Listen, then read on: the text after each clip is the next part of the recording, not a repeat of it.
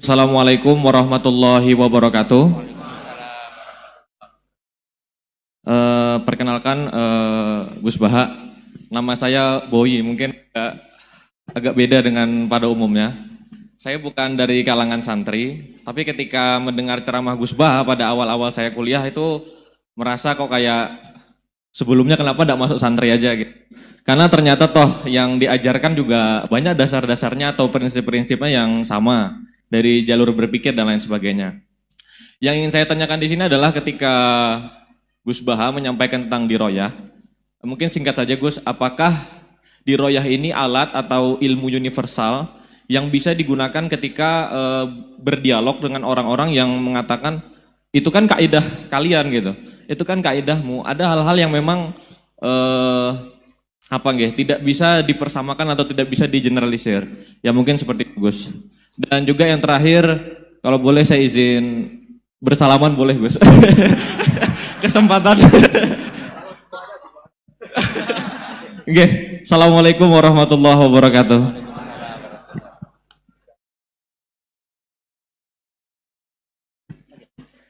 Baik, kita kumpulkan dulu satu lagi, ya.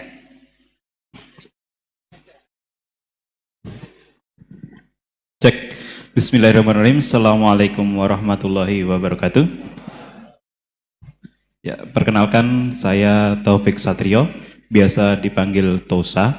Ya. Ya. Singkatan. Baik, langsung saja mungkin untuk pertanyaannya. Di Yaumil Akhir nanti kan ada yang namanya Yaumil Mizan. Itu pertimbangan gitu kan. Nah, itu bagaimana kalau timbangannya itu sama, artinya seimbang. Apakah itu nanti akan berada di tengah-tengah antara surga dan neraka atau seperti apa? Kemudian yang kedua, itu terkait dengan perbuatan buruk ke orang lain. Ketika kita berbuat buruk ke orang lain itu kan kita istilahnya zalim kepada orang lain. Tapi di lain sisi, itu secara zahir kan seperti itu. Tapi di lain sisi, di akhirat itu kan, kalau secara pahala, kita itu membantu orang lain mendapatkan pahala.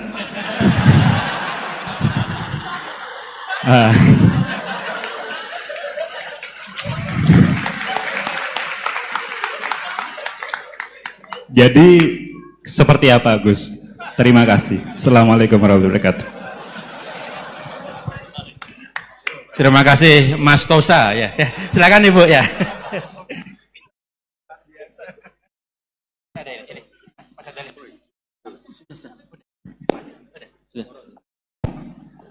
Assalamualaikum warahmatullahi wabarakatuh. Perkenalkan saya Nazula Hasanah. Mau bertanya, apakah perbedaan NU sama Muhammadiyah?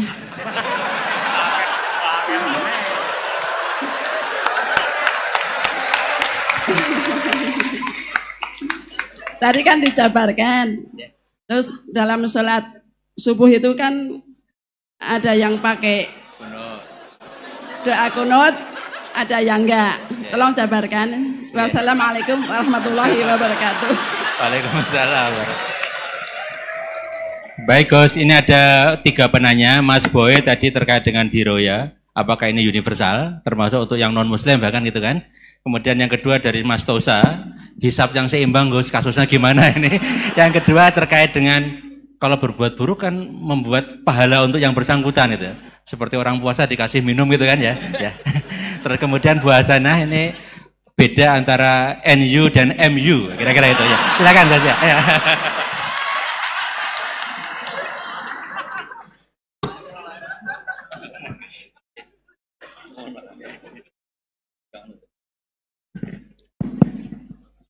Bismillahirrahmanirrahim. Sebelum saya jawab, saya senang kalian semua senang dengan sesuatu yang taat itu.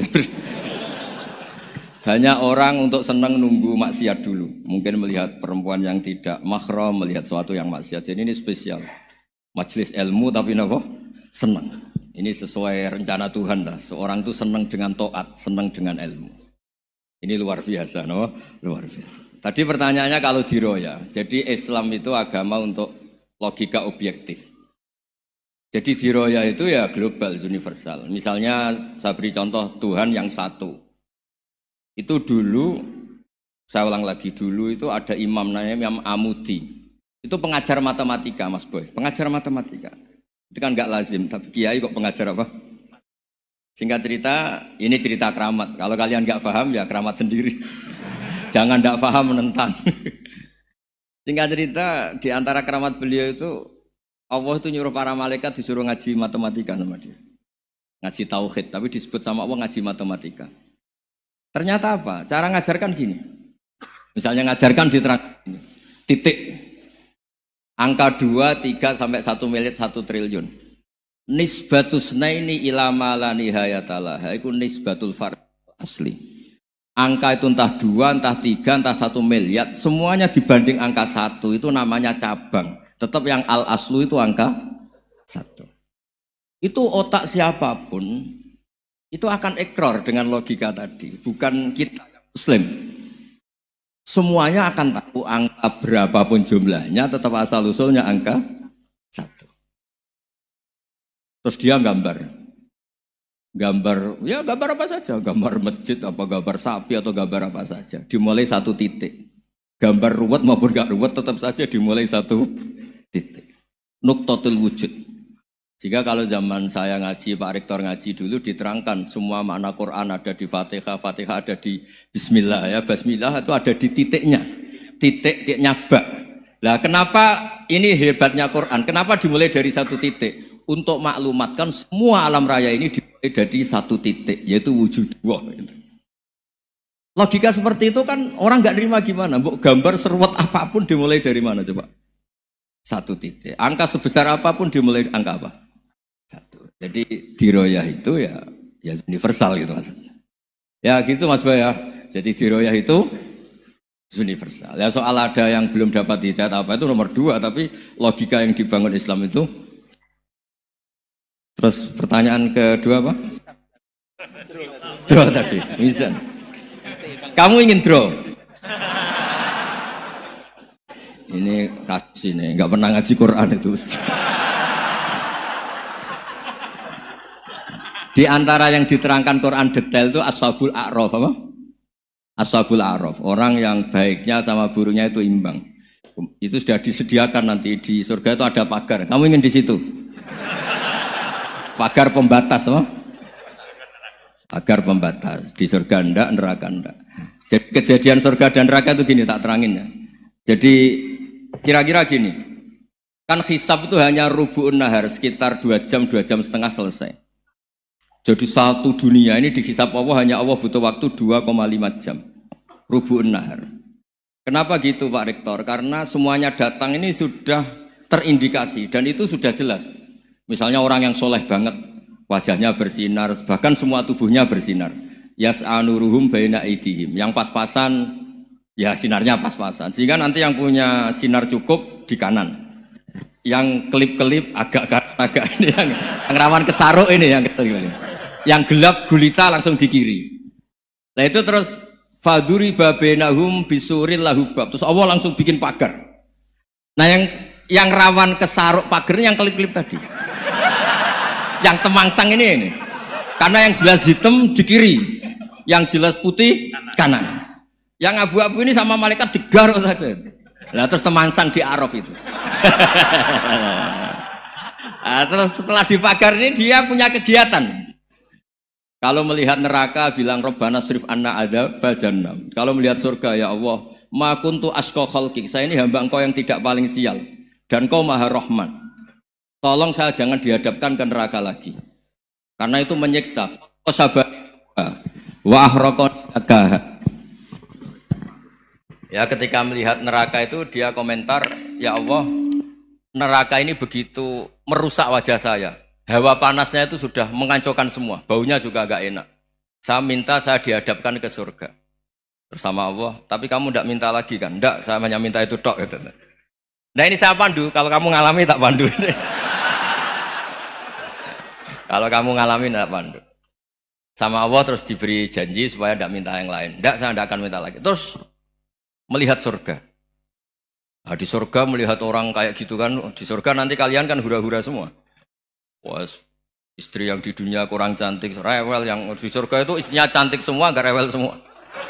Gak minta belanja, cantiknya tidak usah ke salon, pokoknya top lah. Terus dia melihat, tersiksa, cara Jawa ngiler. Wih, masa ngelihat tok? Akhirnya ya lama-lama berani ngajukan, ya Allah masa ngelihat tok? Gitu. Dikasih masuk gitu. Ya, terus tapi kamu kan janji tidak minta lagi. Ya terus ngerayu-ngerayu Tuhan lagi. Akhirnya walhasil nanti kalau betul-betul A'raf itu nasibnya akhirnya masuk surga. Tapi tadi digarap dulu lah, dikerjain dulu.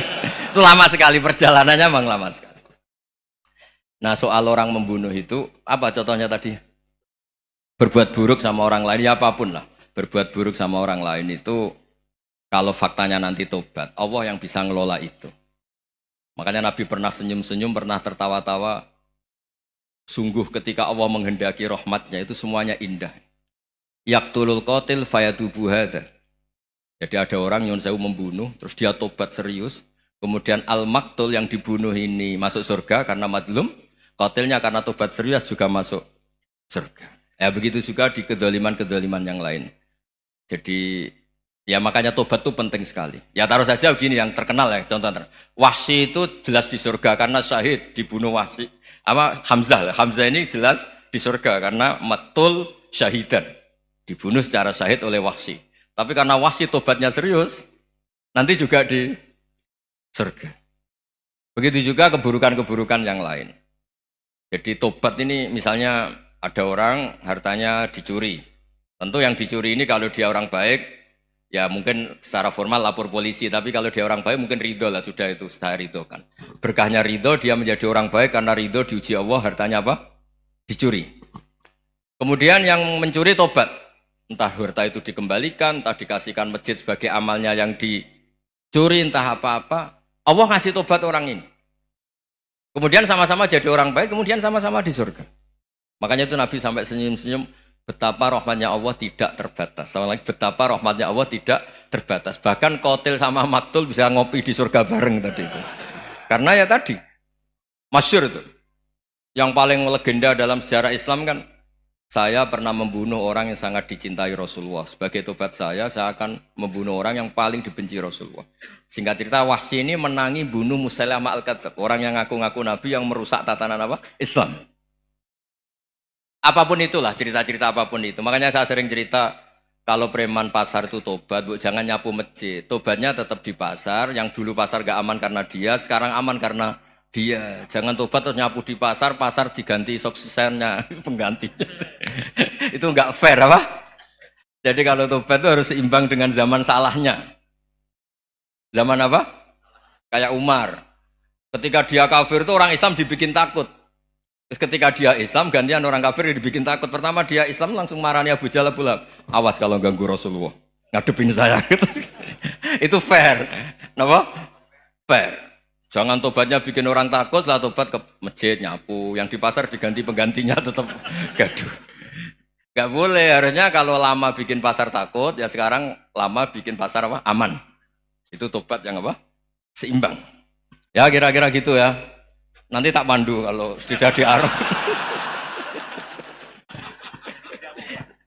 Yang ketiga NU sama MU. Satu itu beda seragamnya dan logonya.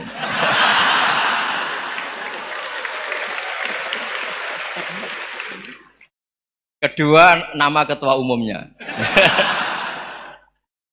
Ketiga, tanggal acara besarnya.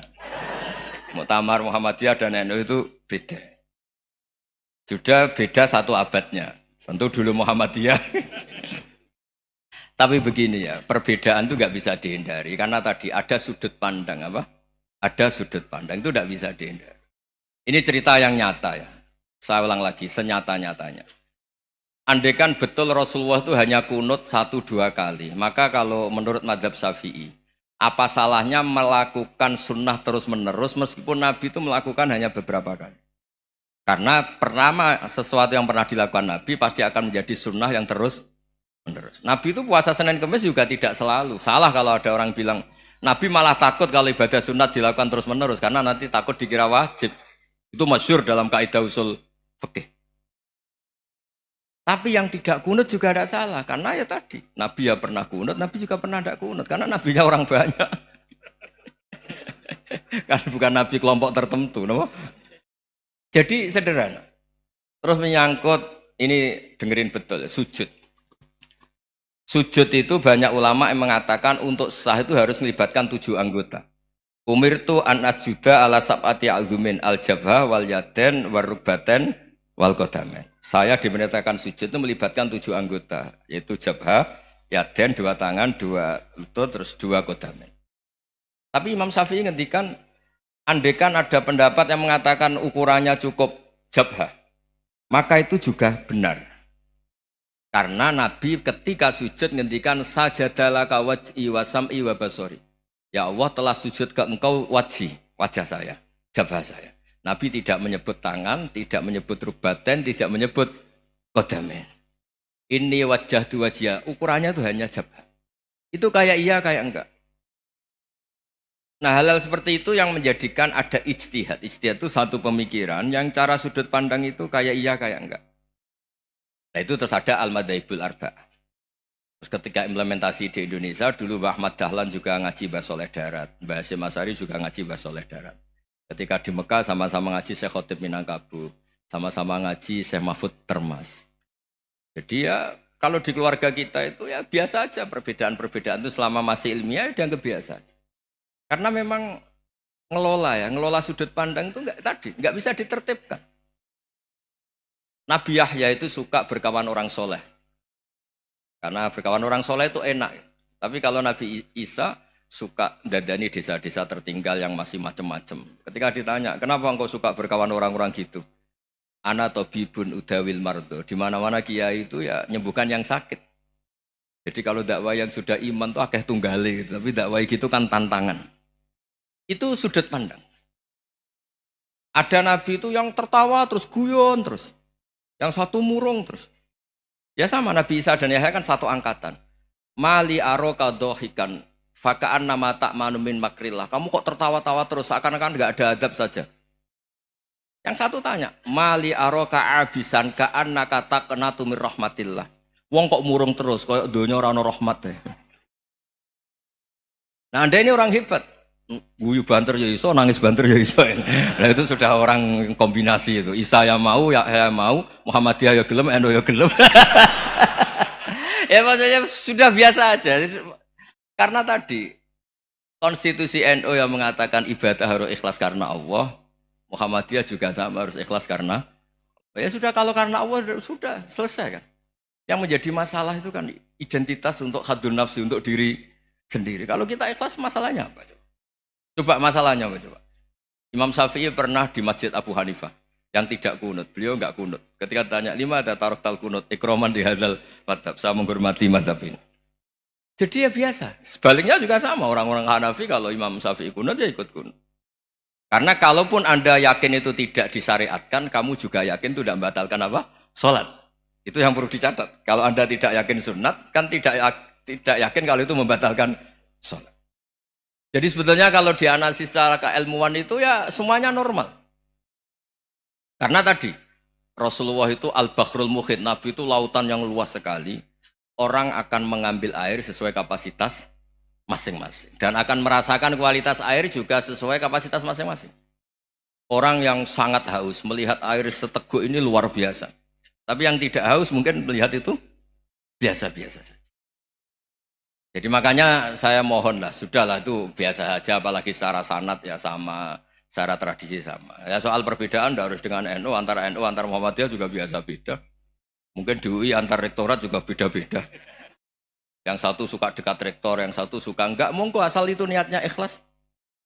Terakhir saya beri cerita, ada sahabat ditanya sifli wajah Rasulillah. Coba tolong saya ceritakan wajahnya Nabi kayak apa. Sahabat tuh nangis senangis-nangisnya. Kenapa engkau menangis? Saya itu tidak pernah melihat wajah Rasulullah SAW.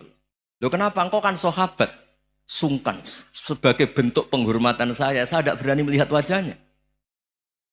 Sebagai bentuk penghormatan pada waktu Nabi, saya tidak berani sowan. Nabi di dalam punya keluarga, punya istri, punya cucu. Kalau saya sowan tuh ganggu. Ya masuk akal. Bentuk hormat itu tidak ganggu kan. Tapi ada orang-orang yang bentuk hormat, bentuk sayang itu sering datang ke majelis Nabi. Sama-sama masuk akal. Bisa didebat gimana? Sama-sama masuk akal. Ya sudah, itu ijtihad maksudnya. Itu ijtihad. Itu sudah sama-sama masuk akal. Abul Hasan Asyadili itu kalau kemana-mana pakai mobil mewah, pakai baju mewah. Ketika ditanya, Anda ini ulama kok pakaiannya mewah, mobilnya mewah. Ben wong ra kepikiran nyangoni ya. Tapi nak kowe tawaduk melas. Terus dibalik numbalmu sakit. Ngono ra iso mulai kiai ini. Ya tapi misalnya semua gitu mesti ada yang salah paham, itu keangkuhan. Tapi kalau semuanya kelihatan gembel, nanti orang trauma jadi kiai. Takut kayak itu. Ya sudah, itu wilayah ijtihad, sudah tidak usah ya, pokoknya sudah, yang penting ikhlas. Anda berani tanggung jawab nanti ketika ketemu Allah Subhanahu wa taala. Nggih, ngoten. Assalamualaikum warahmatullahi wabarakatuh.